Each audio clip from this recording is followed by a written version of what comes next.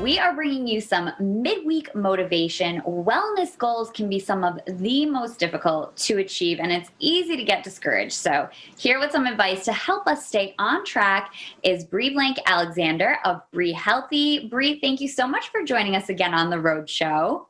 Thank you so much for having me. I'm so glad to be back. Now, some of our viewers may recognize you from previous segments, but for those who may not have seen you before and are new to Bree Healthy, tell us a little bit about your journey with weight loss and wellness.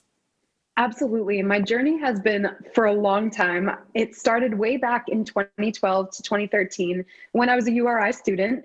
And I just had grown up overweight my entire life. And I never cared, though. I was always a happy person. I never let it bother me. But one day when I was a sophomore at URI, I stepped on the scale. I consider it divine intervention because I avoided scales at all costs before.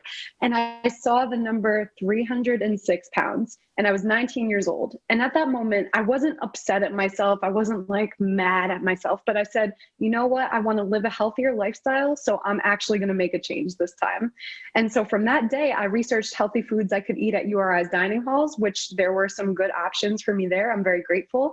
And I started using an app called MyFitnessPal, who later ended up doing some really awesome features on me. And so under 4 months, about 4 months in, I lost 50 pounds just from making the healthy eating change. And then I began to introduce exercise into my lifestyle. And I fell in love with Zumba. I loved weightlifting.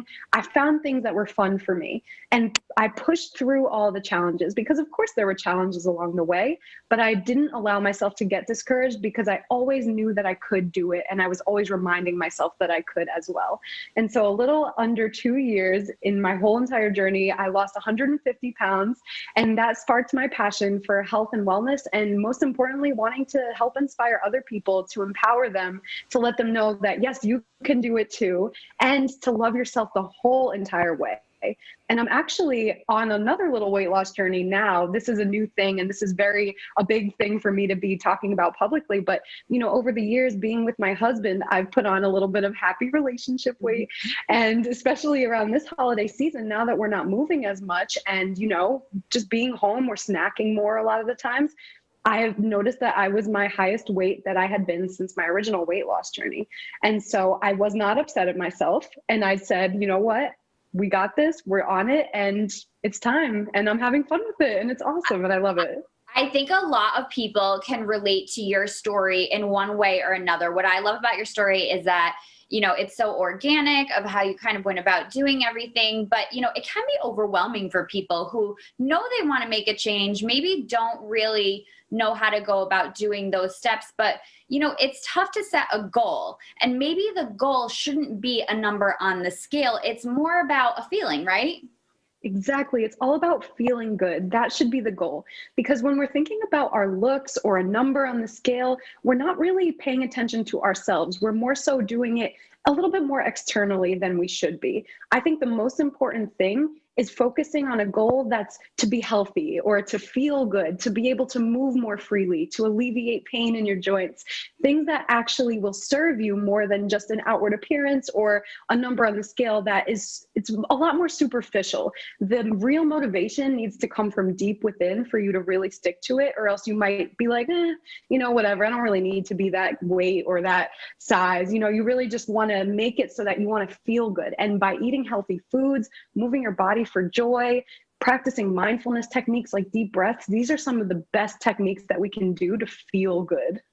And I know people really have to find what works for them because everyone is different. So those are some tips that people might want to try out to kind of find what works for them. A different type of working out, whether it's weightlifting or yoga or even meditation. I think the mindset is so important. That being said, it is so easy to get discouraged, even if you're doing all the right things. So what advice can you give to people who maybe are kind of doing these things, but have had a rough week or a rough month, or, the whole year, 2020, has really derailed a lot of people. So how do you kind of come back mentally from that and stay on your good path?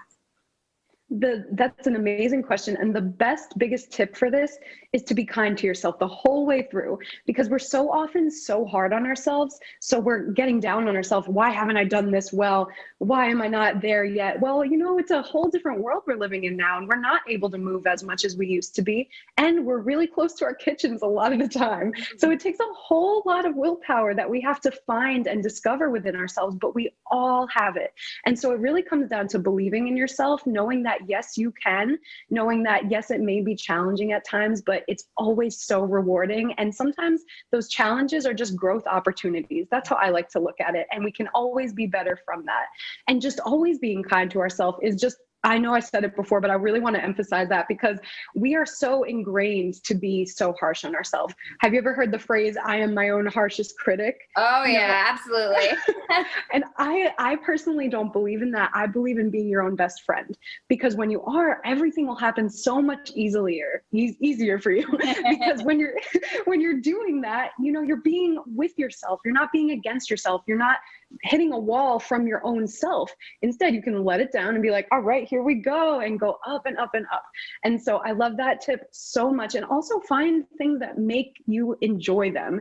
Find things that are fun. If you don't like the way you're working out, there's so many other ways, and there's going to be something that you like. If you don't love the foods you're eating, switch it up, try something new, and make it fun for yourself. And that's the best way to do it.